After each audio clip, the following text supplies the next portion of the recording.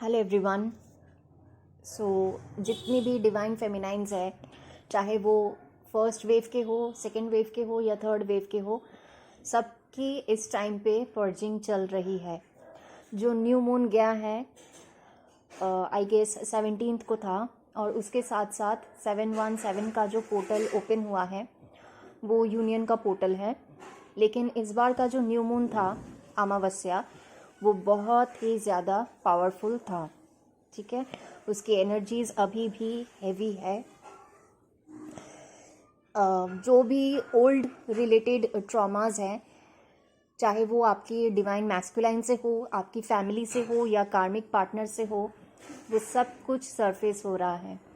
For example, आपके अगर DM ने आपके साथ कुछ गलत किया था, सेपरेशन होने से पहले आपको जो भी बोला था या जो कुछ भी किया था आपके साथ, भला बुरा बोलना या ब्लॉक कर देना या मिसबिहेव करना, वो सब कुछ अभी याद आएगा। वो इसीलिए याद आ रहा है क्योंकि वो अभी तक हील नहीं हुआ है। सेकेंडली, घर वालों ने आपके साथ क्या क्या किया है वो सब याद आएंगे। अगर आपके कार्मिक पार्टनर्स रह चुके हैं, उनसे रिलेटेड चीज़ें याद आएंगी। ठीक है, ये इसीलिए अभी याद आ रही हैं क्योंकि ये हील होना अभी भी बाकी है। और ये दोनों तरफ से हो रहा है, डिवाइन फेमिनाइन के लिए भी हो रहा है और डिवाइन मैस्कुलाइन के लिए भी हो रहा है।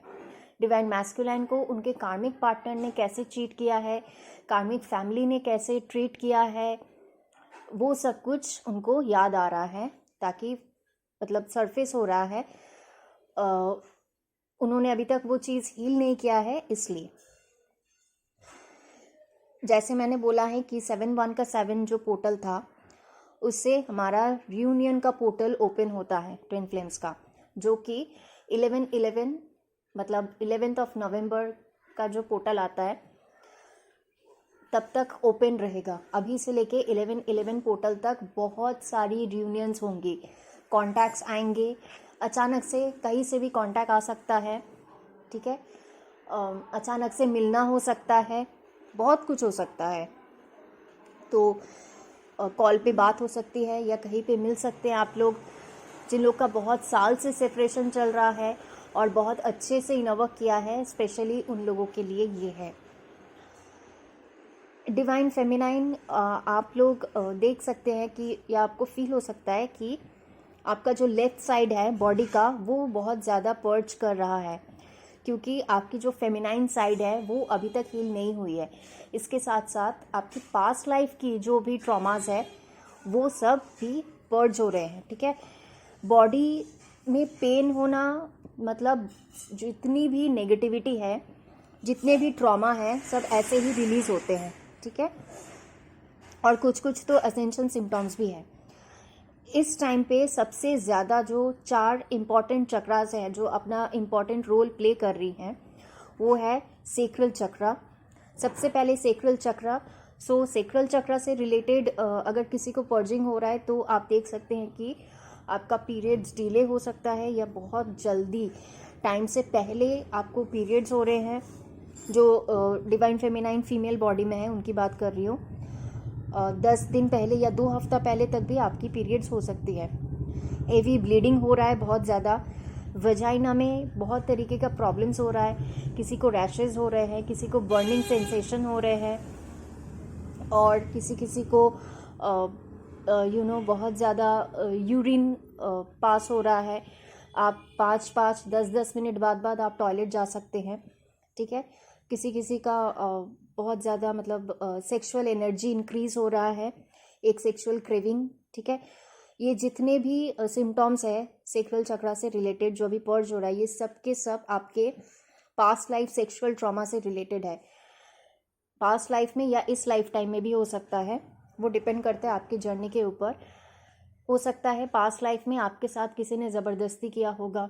ठीक है, जानबूझ के, जहाँ पे आपकी मर्जी नहीं थी फिज़िकल रिलेशनशिप बनाने का, ज़बरदस्ती आपके साथ सेक्स हुआ था, या आपका रेप हुआ था, या शायद आप प्रेग्नेंट हुए थे लेकिन आपका बच्चा कैसे भी करके वो मिसकैरेज हो गया था, या जितनी बार आप प्रेग्नेंट हुए हैं उतनी बार वो बच्चा मतलब अबॉर्ट करना पड़ा, या कुछ ना कुछ वूम से रिलेटेड प्रॉब्लम हुआ ही था आपको।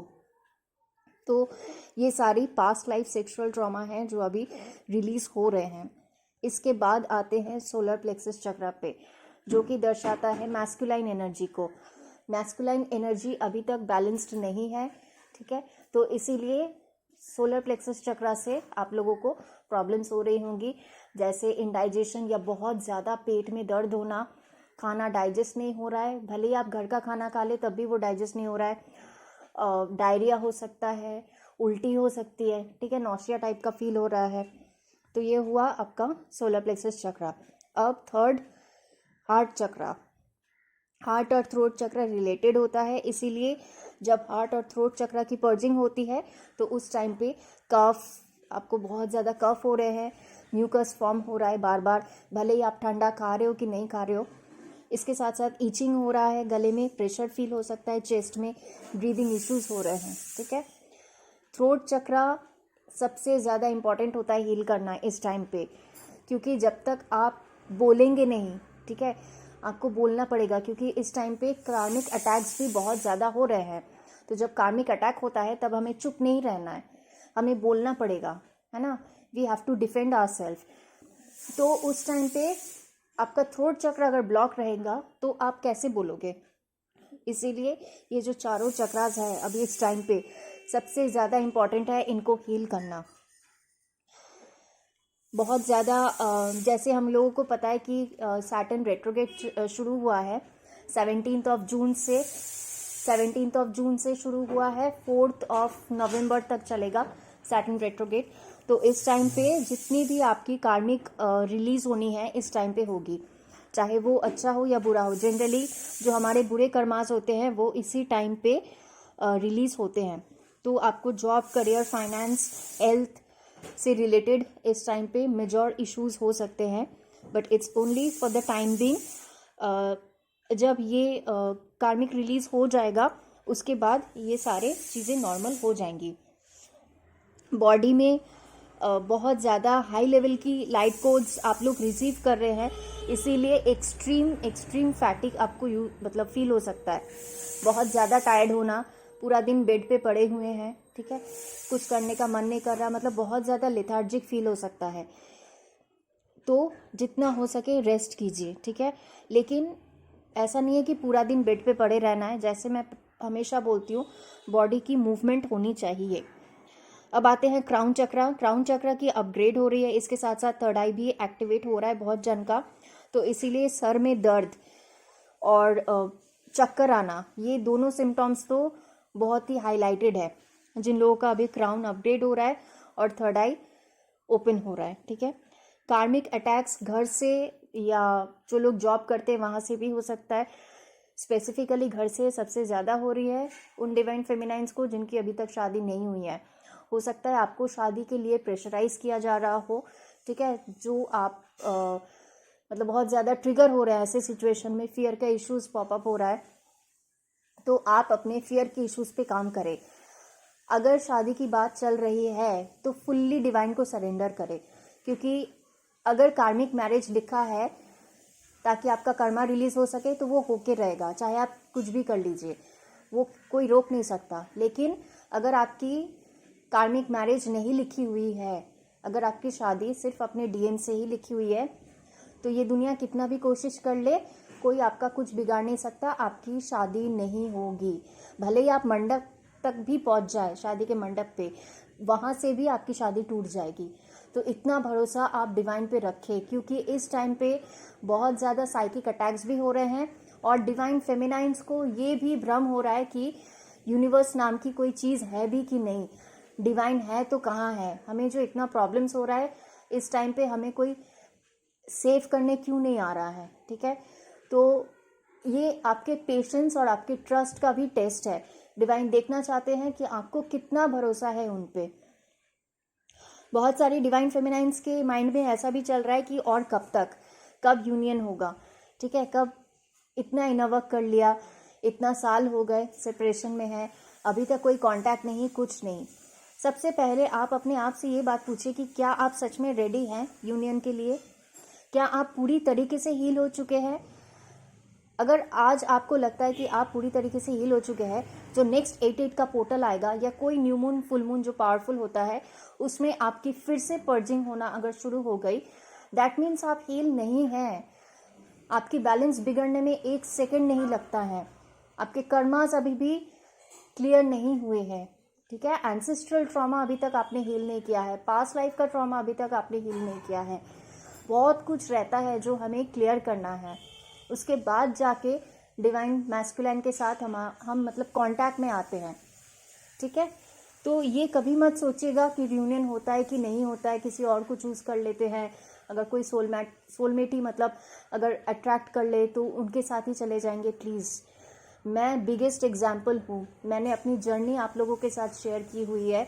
मेरी 13.5 ईयर्स की जर्नी रही है, जिसमें से पूरा 7 साल का तो 7 साल से भी ज़्यादा, मेरा 7 साल 3 या 4 महीने का मेरा सेपरेशन फेज रहा है। नो कांटेक्ट सिचुएशन, बिल्कुल भी कोई कांटेक्ट नहीं बीच में।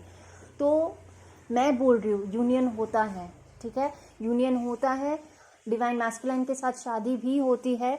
तो ये सब चिंता करना छोड़ दीजिए, बस अपने ऊपर काम करते रहिए and just go with the flow. जो भी पोर्टल्स आ रहा है, जो भी न्यू मून फुल मून आ रहे हैं, जिस चीज़ से आप ट्रिगर हो रहे हैं उसके ऊपर आप ध्यान दीजिए, क्योंकि आपको रहना इस 3D वर्ल्ड में ही है। कार्मिक अटैक्स पहले भी होते थे, अभी भी हो रहे हैं और आगे भी होंगे। तो आपको प्रिपेयर करना होगा। आप दुनिया को चेंज नहीं कर सकते, लेकिन आप अपने आप को वैसा बनाइए ताकि आप पूरे वर्ल्ड के साथ लड़ सके, ठीक है। और मैं ये भी बोलूँगी कि जो डिवाइन फेमिनाइन्स बैलेंस्ड थी उनकी भी पर्जिंग हो रही है इस टाइम पे।